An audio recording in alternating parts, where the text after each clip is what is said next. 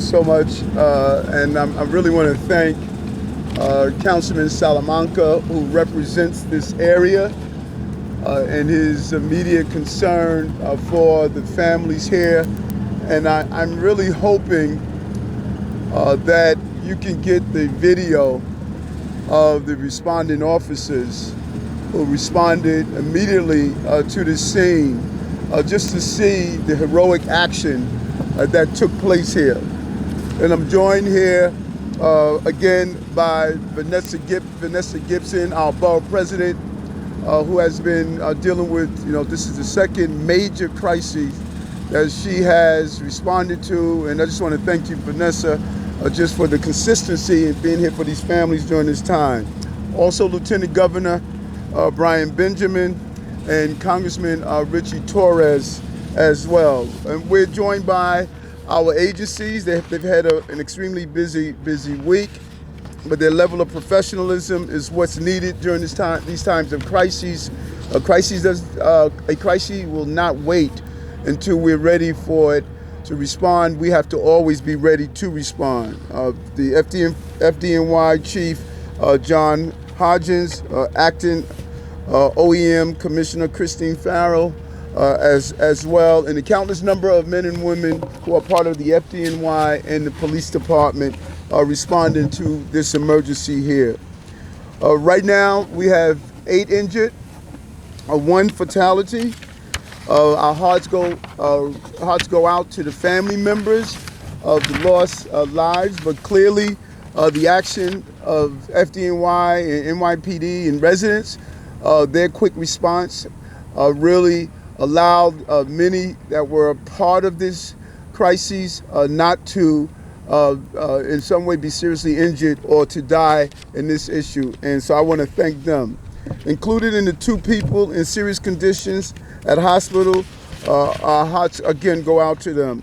This tragic and frightening event after the inferno we saw just days ago just really add the pressure on the Bronx and all those who have experienced and overcoming this issue as it seems to continue to unfold right now. The professionalism that was displayed, the 5 officers that sustained injuries during this rescue efforts, we want to thank them for their actions, but we saved lives today. Our actions saved lives.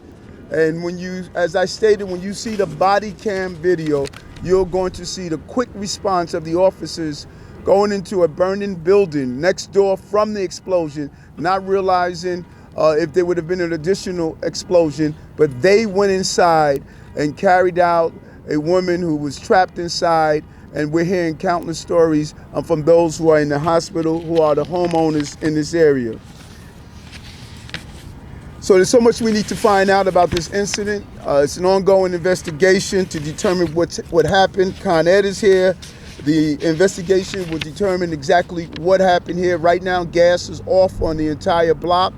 As the councilman stated, we want to get the gas back on as quickly as possible because we have a lot of seniors that live on this block. These are small homeowners, and it's really the bedrock of this community. And so the goal is to an expeditious but safe investigation so we can get people back into their homes.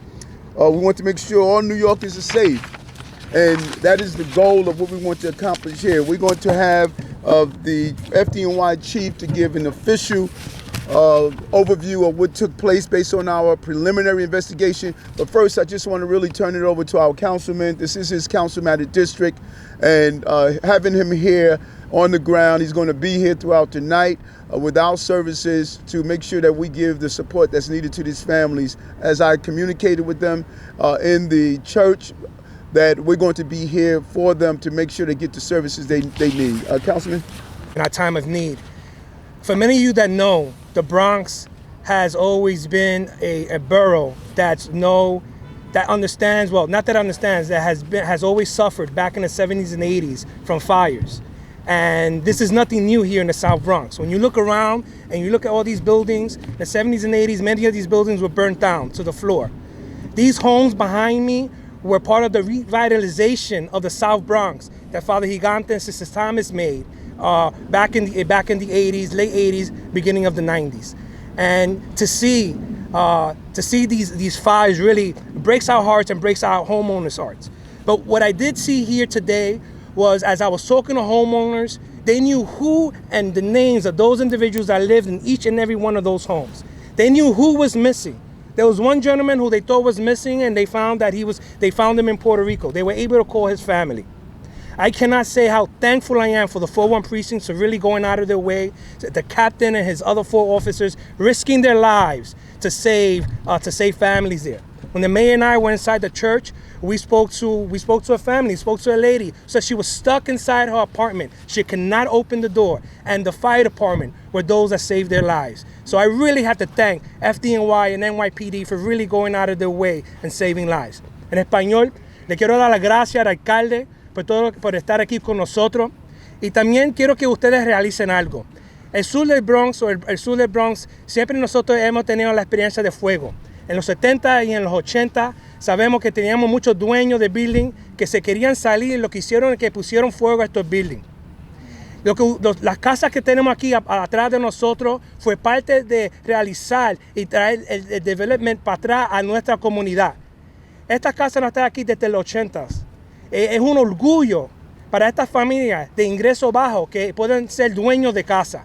Lo que ocurrió aquí nos ha devastado a nosotros, pero sabemos el amor que nuestras familias tienen para uno al otro.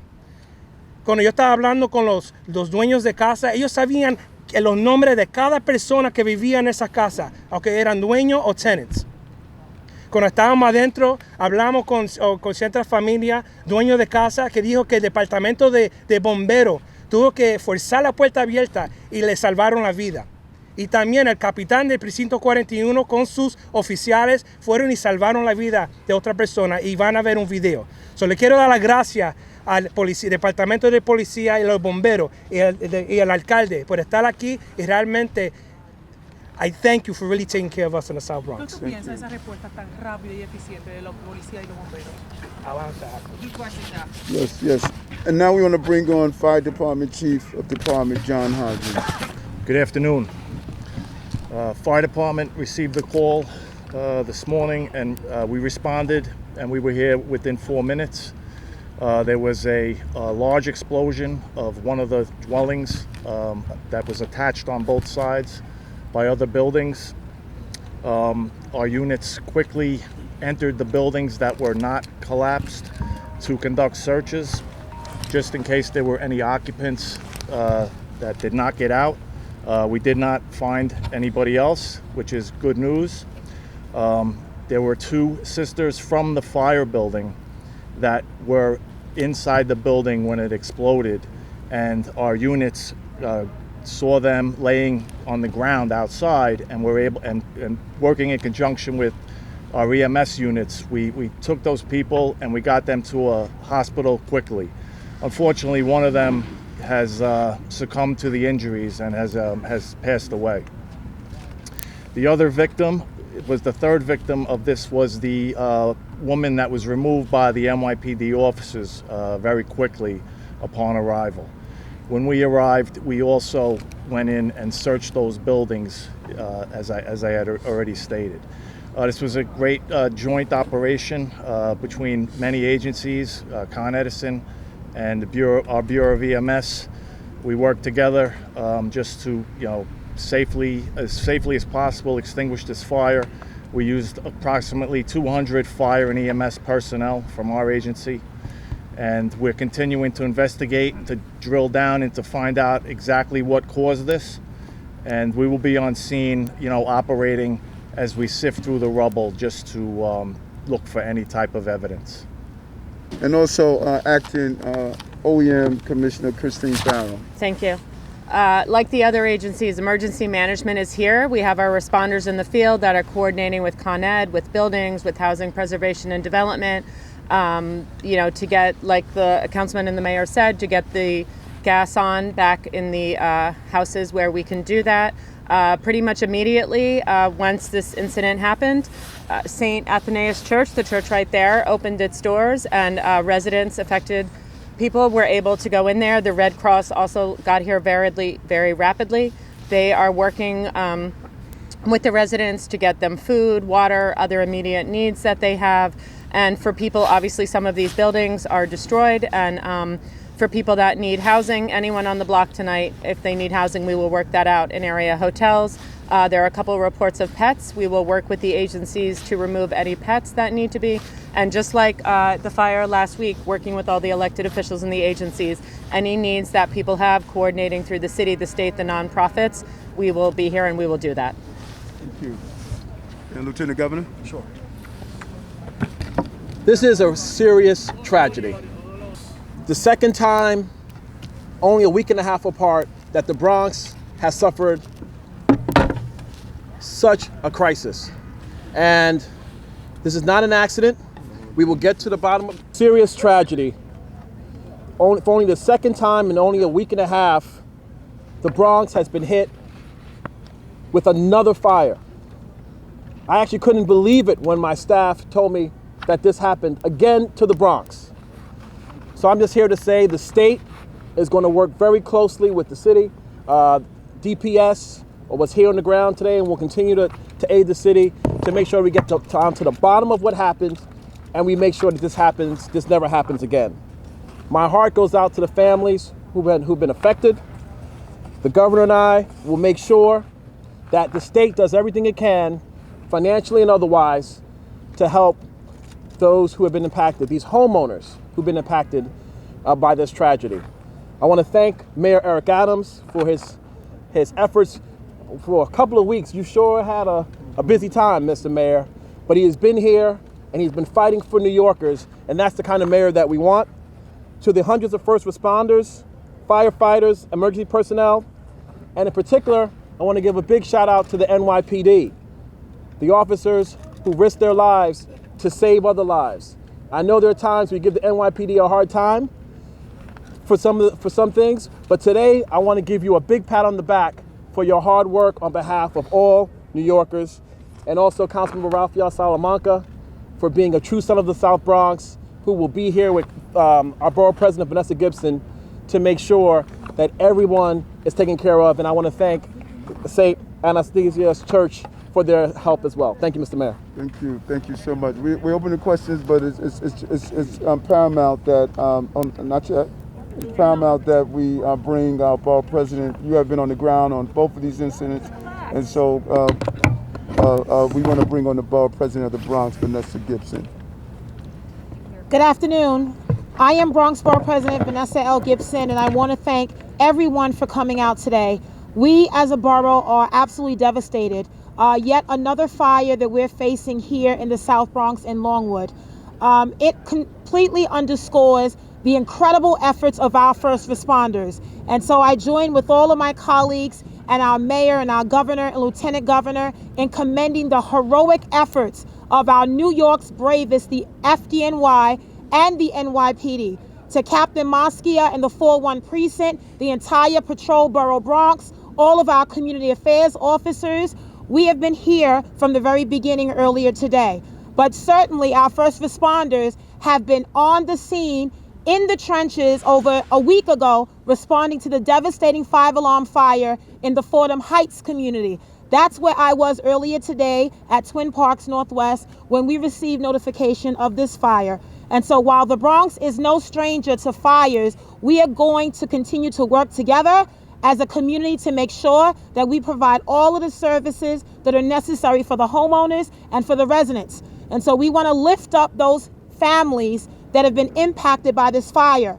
We want to lift up the residents who are fighting for their lives in area hospitals. We want to lift up our men and women of the NYPD from the 4-1 precinct who are in the hospital. Their heroic efforts remind us every day of the dangers that our first responders are in. And so I want to thank Mayor Eric Adams. He has been here in the Bronx far too often. We were just together yesterday in Fordham, and I know that he will not leave us. The office of the mayor will be here from the beginning to the end. I want to thank Governor Kathy Hochul and our Lieutenant Governor Brian Benjamin, who are offering services from the state. I want to thank again the FDNY, NYPD, Emergency Management, American Red Cross. I want to thank the church, all the local residents who have truly stepped up. We are all in this together, and through our pain, we will continue to find purpose, and we will continue to work together to make sure that on the ground, all of the needs of our residents and families are truly met.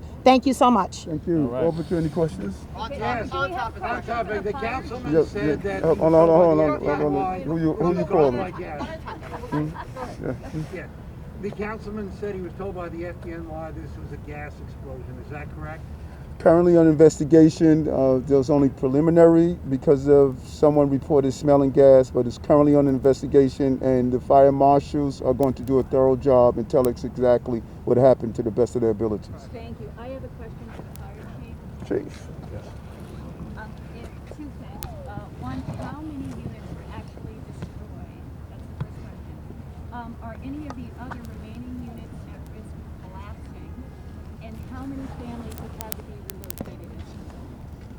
So the buildings directly adjacent to where the explosion was are completely destroyed. They'll have to be demolished.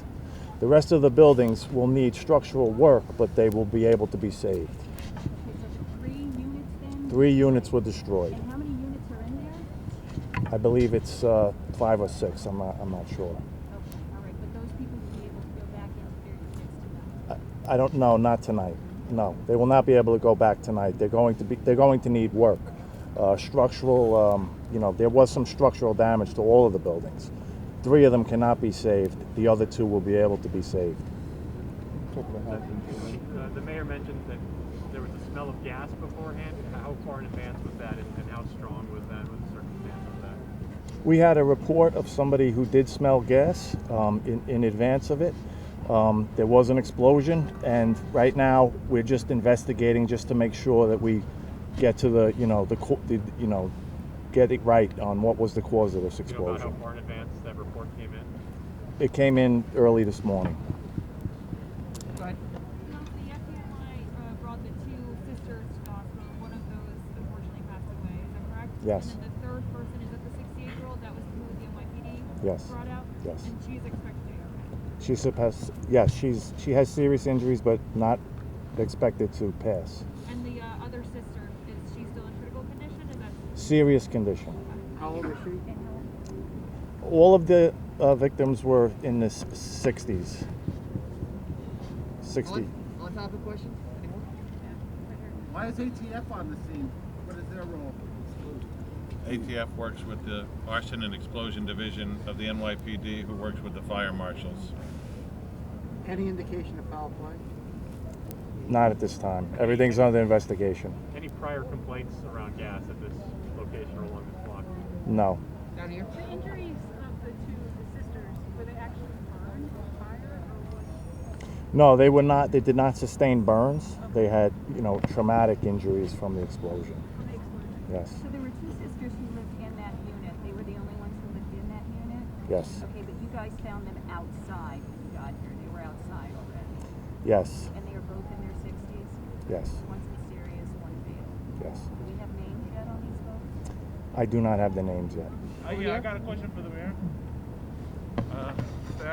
Are you with the press or you or not? Okay, then you can see me after. When I finish, I'll talk to you. I won't leave until I speak with you. Okay, we're gonna get the press out of the way. Anybody else? All right, thanks all. Yeah, we'll take 1 or 2 off topics because I got to bounce. Mr. Mayor, you said that the New York City subway is safe and that the city needs to do more to remove the perception of fear. But today, you also said there's a battle that needs to be waged against crime in the subway system. What is your message to New Yorkers who say that their fear is justified? They look at the numbers in terms of crimes this year. In transit's already up. I know it's a small sample size. I got your question. Let me answer it. I made this clear on the campaign trail, and I made it clear again. When I made a comment that we have to deal with the perception, it was not to say we don't have to deal with the crime. I said this over and over again. I'm surprised people are distorting that. We have 2 things we have to do. 1 crime on the subway system is 1 crime too many. We have to deal with the crime. 1,000 new officers on the system, rolled out my plan. We have to deal with that. But on day 1, I took the subway system. I felt unsafe. I saw homeless everywhere. People were yelling on the trains. There was a feeling of disorder. So as we deal with the crime problem, we also have to deal with the fact people feel unsafe. That's the dual battle that I have. because if we don't do them both together, then we fail. I'm going to deal with the crime, but I'm also going to make people feel safe on their system. And that was the comment that I made. Hey, how does your perception of unsafety, your own personal feeling of unsafety, affect your ridership? Do you feel inclined to ride the train less, perhaps, because of your own feelings that you mentioned?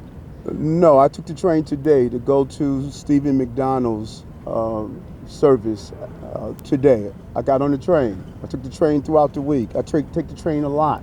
And the real reason I know that there's a feeling of disorder is because of what I see on the train.